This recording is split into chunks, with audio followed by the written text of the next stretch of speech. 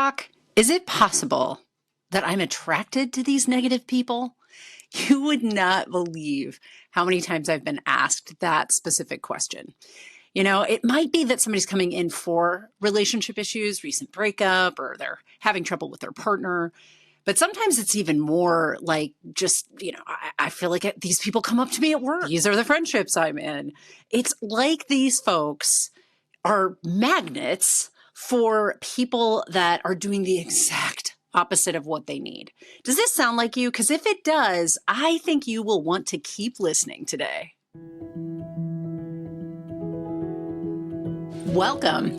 This is how to fix your sucky life. That's right. Maybe you're somebody who says, so life sucks. Now what, right? Fix me, Doc. I don't know what to do with all of this. This is a podcast that teaches anybody who's interested in learning a little bit more about how to get control of the anxiety in their life, the stress in their life, all of those feelings that are bogging you down. I'm your host, Dr. Natalie Marr, a clinical psychologist of the last 2 decades and a trauma therapist. And I'm here to help you understand how things early in our life, things like trauma or really difficult times, impact us later in life, so much so that it drives us off course and into patterns that are not helping us. They don't serve us and they create suffering for us. And there's a lot of information swimming out there. So I know that people are looking to feel better and want to know what works. Why don't we help you fix that sucky life? I take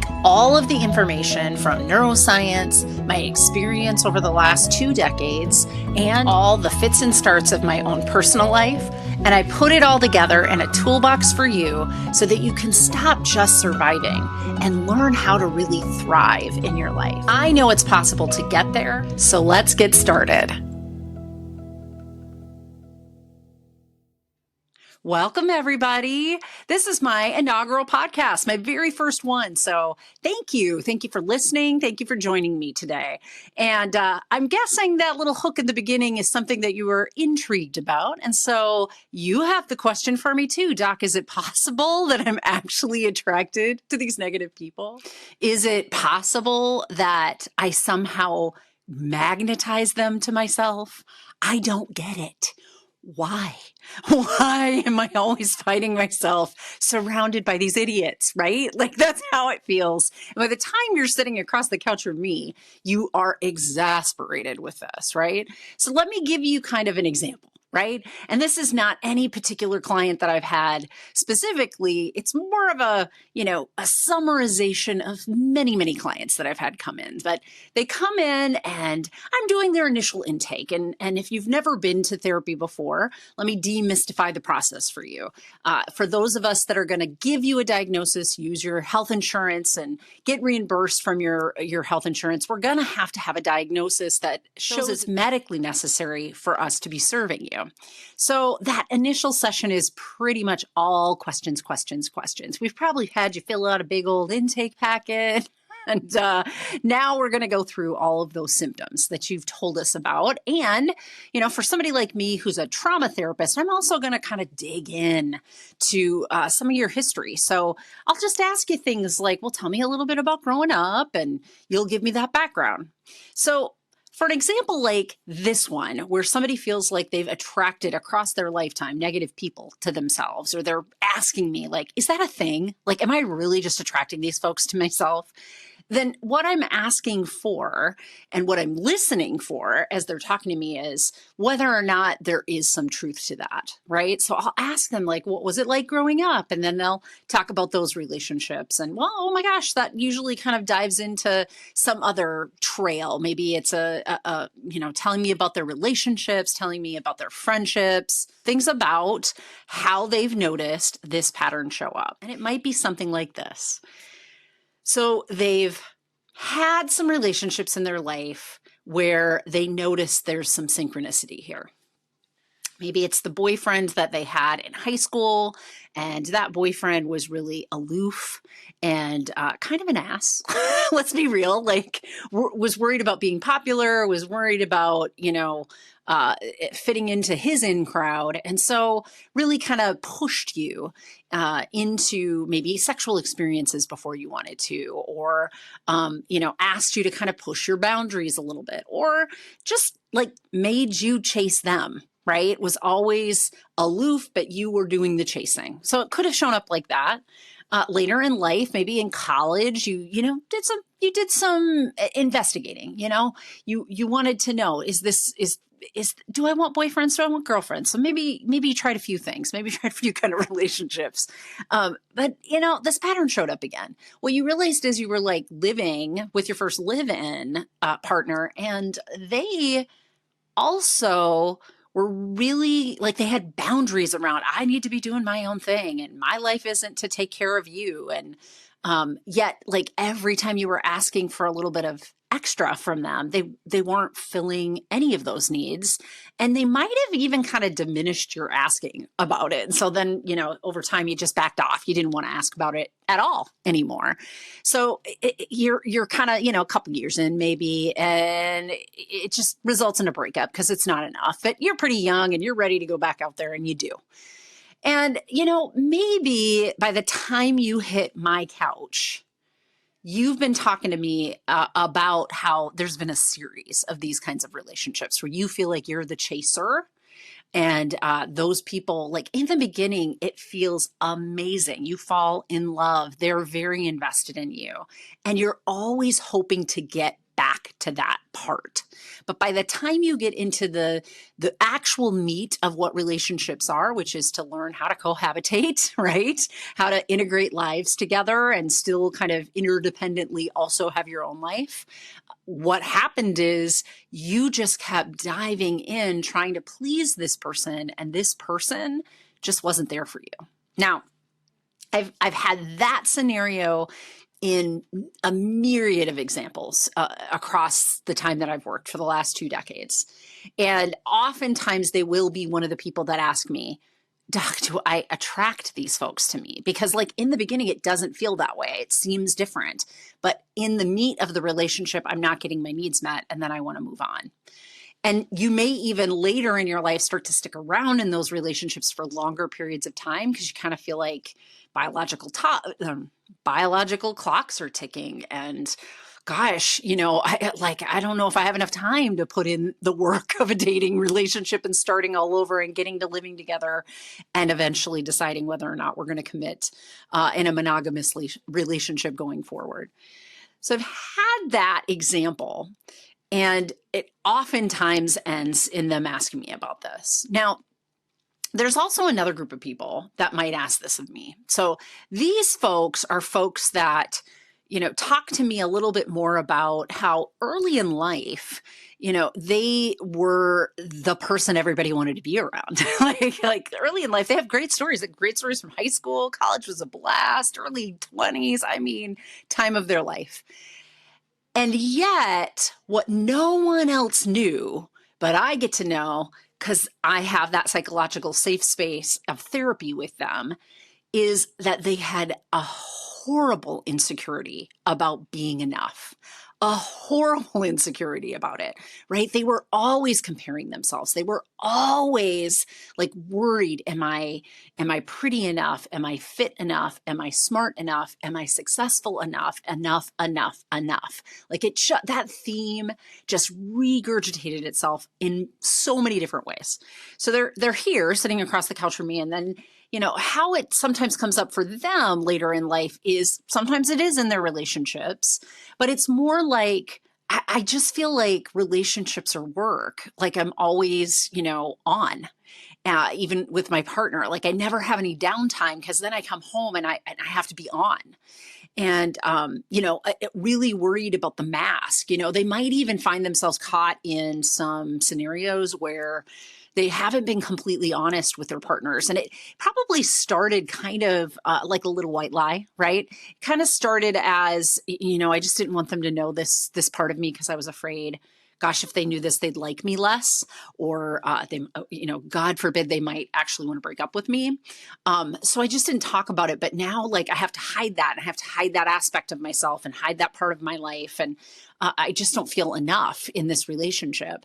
And that starts to erode at them. So they're across the couch from me.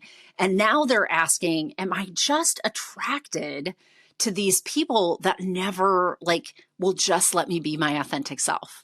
Am I just attracting people, Doc, that, I'm hustling and hustling, but it never seems enough to them, right? So they're at that stage now in relationships where they're even kind of growing a bit resentful because they are putting in a ton of work with their partners and being on all the time and having the mask up, and the partners aren't liking them as much, and that's becoming evident in arguments and lack of closeness and connection, and it isn't serving all their needs in the relationship. And so now they're like, oh, I put in all this time, and I was so worried that I wasn't going to be enough in the beginning. And now, no matter what I do, it's not enough. And, it's happened to me again. Like, how did I get caught here again, Doc? How is it possible? Or am I attracted to these people? So these are a couple really great examples of how possibly our blueprints, that's what I'll call them, blueprints or our maps in our brain for how to be in relationships has now impeded our ability to actually gain anything from our relationships as adults to the full capacity that we want, right? And some of these clients are not as distressed as others. However, there is, you're across the couch from me, so something's up, right? Like something about it isn't meeting your needs, isn't working for you. And it's an interesting question, really. Like, is it possible I'm doing something? And it usually doesn't come until a little bit, closer to late 20s, 30s, 40s. I mean, it depends on the individual. It depends on how many of these relationships they've noticed. But honestly, there has to be a certain amount of times this has happened to be reflecting back and thinking, maybe this is a pattern, and maybe in the pattern, I'm the common denominator. And Doc, tell me, am I attracted to these people? Now, the catch-22 for me on my side of the couch is you don't want to know. You don't want to know that you're the one that's creating this problem. If I say it to you in that way, now some people think they want to hear that, but that's a pretty big, heavy punch. And to be quite honest, the science doesn't support that. It's not 100% true. There are things that you are doing that keep you in these dances, in these types of relationships. That is absolutely true. And that is absolutely what I would zero in on. So let me tell you today a little bit about kind of what is a psychologist's point of view of how you would handle that question and what kinds of things I recommend when people find themselves in that quandary. So first of all, what I investigate here is relationships with parents, with safe adults in your early childhood, and I'm looking for this pattern at some soft level that showed up earlier. Now, for some people, I'm a trauma therapist, so some people that's an actual trauma. Sometimes it's not, though. Sometimes it's much less. It seemed like less, but I want you to remember that children are not the most resourced of all of us, right? Like they can't handle it when they're rejected by the one or two or three people in their life that are supposed to love them no matter what. And when that gets conditional, when their guardians are conditional in their love, when their guardians are underdeveloped emotionally themselves, like they're immature emotionally themselves, when they are suffering in some sort of mental health capacity, or when the situation is one that's, of turmoil, say divorce. And gosh, more than 50% of the marriages, I believe that's still the statistic in America, are going to result in that. And so a lot of kids are experiencing this. I'm looking for this pattern when it first originated. That's the kind of therapist that I am. And what we'll dig through is kind of better understanding how originally in a child's mind it made sense to develop the things that you're doing in your present relationships that's no longer serving you. Now, with that first example, the person that's always chasing, the person who's like, feels the person on the other side, feels their partners on the other side are flat or not invested in the relationships or putting up firm boundaries. And so they're always anxious in these relationships and leaning in and wanting more. The more they do that, the more these partners pull back. This can often be drawn back to attachment theory. Now, if you haven't heard about attachment theory, I'm not going to get into the nitty gritty of the science for you today, but there are secure attachments, adults that kind of feel pretty secure and can handle a certain amount of distress in their relationships. And that's usually created in a family system where the guardians or those original safe adults were giving them enough, right? Giving them enough love. The love wasn't completely conditional, and they always felt loved. They might have had some conditions on their behavior, right? Parents can love the kid and not the tantrums, but they always felt loved. They always felt like their family had their back. You didn't come from that environment, then you have an insecure attachment. And there's, some different variations of that. Originally, it was anxious, avoidant, and a mixed version of that. So anxious, avoidant. And now, as that was kind of in the early 60s. And now as we've moved on, we have a few more ways of looking at disorganized is one of the words that'll come up if you Google attachment styles. But the type of attachment style that I'm referring to is this cat and mouse game that can happen when you've got an anxious attached partner, an avoidant attached partner. The anxiously attached partner seeks the validation of the other to make sure that they are still connected. And the more the other sets limits, even that are healthy limits, the more activated they get. Right? The more they think, oh, something's wrong. Like, oh, they want to go do things by themselves. That must mean they love me less.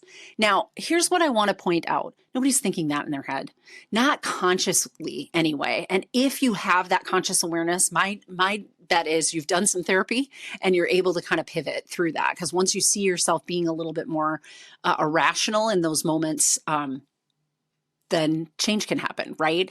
Prior to that, though, you're not aware that you're doing this. And so I am referring to anxiously attached people kind of having these ingrained patterns they're not noticing, where they're always looking for the next shoe to drop, and they're always assuming that anything that's saying that we're not connected is saying, this is the worst thing ever and I better chase them. It's not just, sometimes there are missed ships in the night with my partner. It's the worst case scenario. It creates a threat response. Anxiety is really a body-based illness when you look at it on the mental health spectrum, because it is an illness of the autonomic nervous system. So it is essentially that fight, flight, freeze and fawn response going off at things that normally wouldn't cause that threat response for most people, certainly not for securely attached people. So the anxiously attached person sees any kind of not connectedness as a bad thing, and they keep leaning in. Now, unfortunately, with avoidant styled people, they really are attracted to that in the beginning. In the beginning of a relationship, an avoidant person, they need their independence. They really need to feel like they are not encroached upon.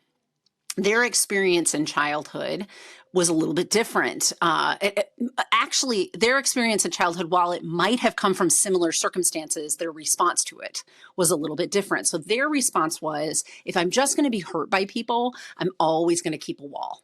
If I'm just going to get run over anyway, then I'm going to stay a little guarded. And that's how they lean into things. Anxiously attached people chase that affirmation and that validation and want to cling to people. These are the folks that we see as more clingy.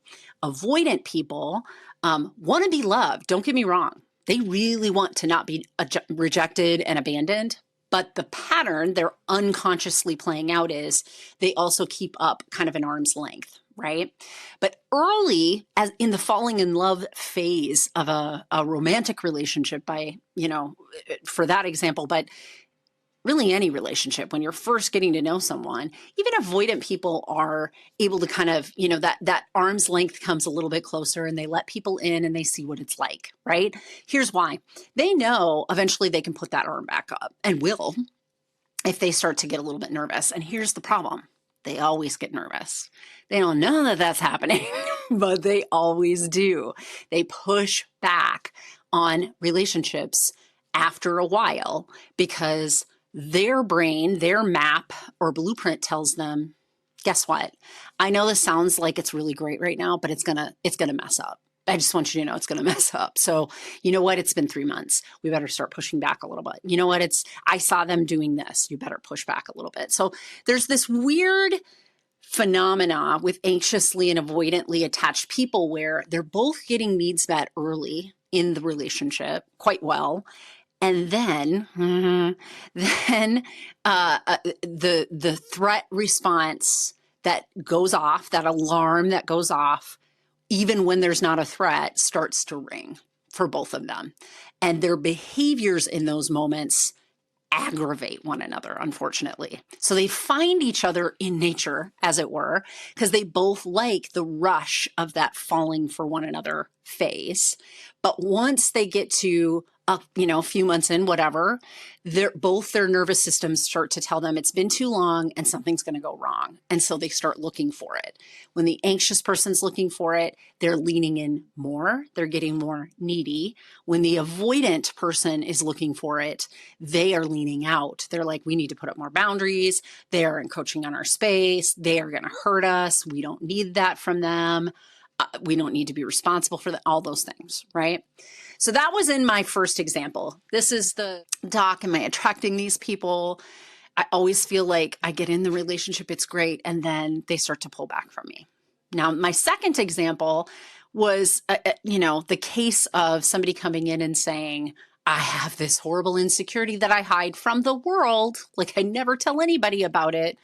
But everybody loves me. They're always attracted to me. Got into this relationship and, might have had to hide a couple things. Now, I always feel like I have to be on, always have to have my mask on, but I am growing a little resentful because I'm putting in this time and people are still not loving me enough. Like, how am I ever going to be good enough? Doc, do I just attract these people that are never going to appreciate me for who I am? Now, in that case, it's a little bit different, and I don't really even look so much at the attachment style. What I'm looking for there is, why is your worthiness hooked to this relationship? Why is your worthiness hooked to appearing in a certain way, having that mask on? Why is it that you can't just be you? And we'll really start to dig into unpacking then the insecurity piece. What I want to help folks in that little bucket, help them understand, is that most of why they suffer has nothing to do with what's actually going down in those relationships. It has to do with their own thinking and believing about themselves and their world. They have low self-esteem. They have low self-worth.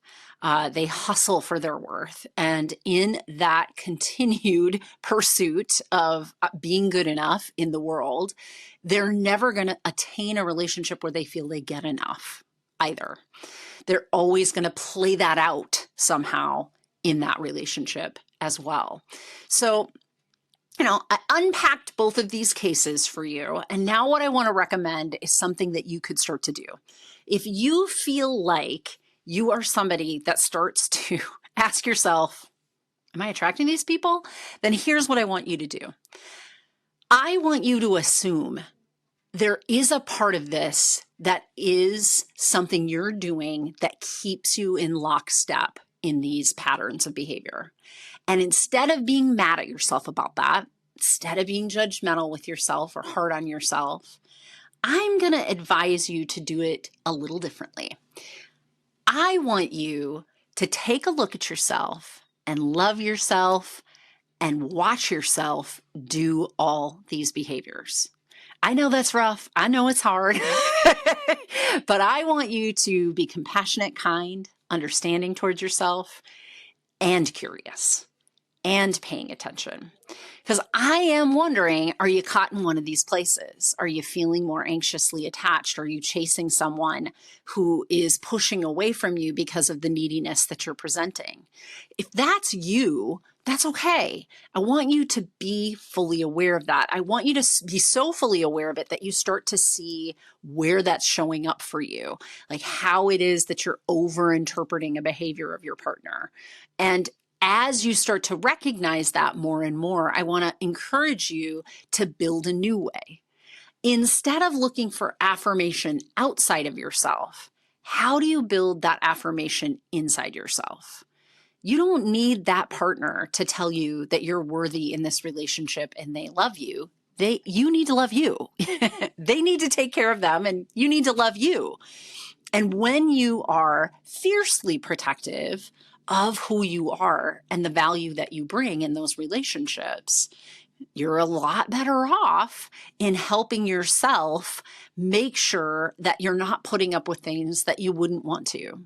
Make sure that you're setting limits with that partner when you're not getting all of your needs met, and be confident that you could find a relationship elsewhere where you would get all those needs met. So you have faith in you, essentially, that you can do this, right? And if you're the person that, it's more of a pattern of just feeling insecure in general, this helps too, right?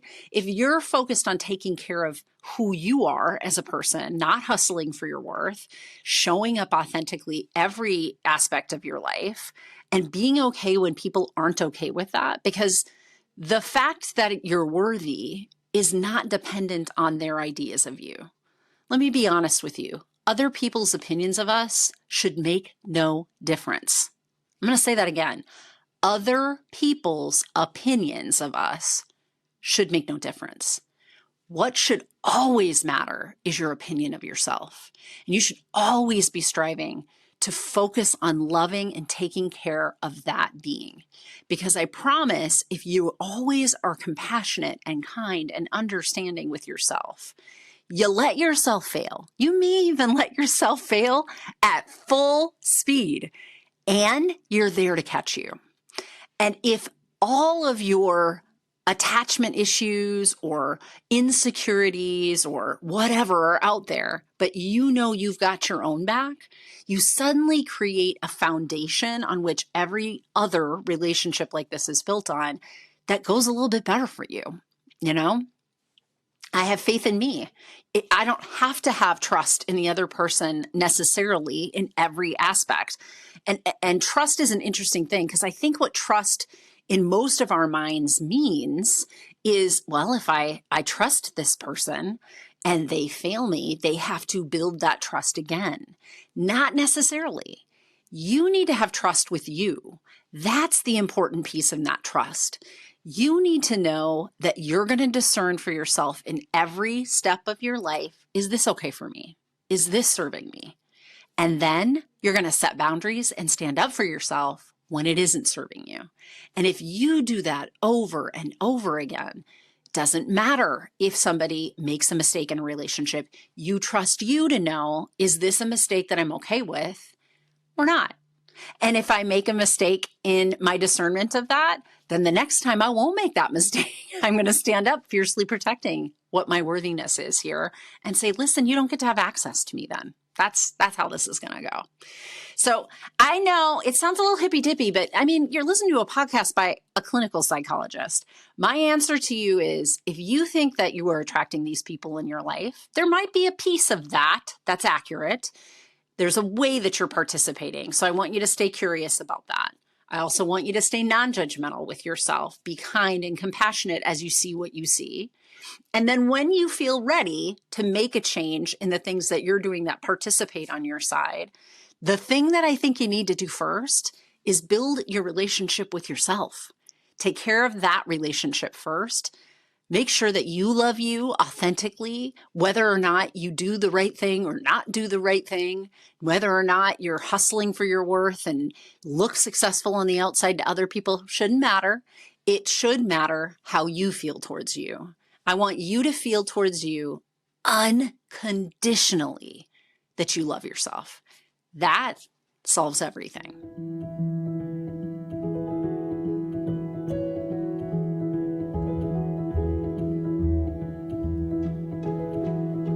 Because I am a licensed clinical psychologist in the state of Minnesota, I need to be sure that you understand this podcast is for educational and entertainment purposes only, and it is not a replacement for any mental health or medical therapy, counseling, or other treatments. I also want to be sure that if you are in crisis, that you seek out help. So I'm going to share with you here 2 different resources that you might use for yourself or someone else you know that's close to you in crisis.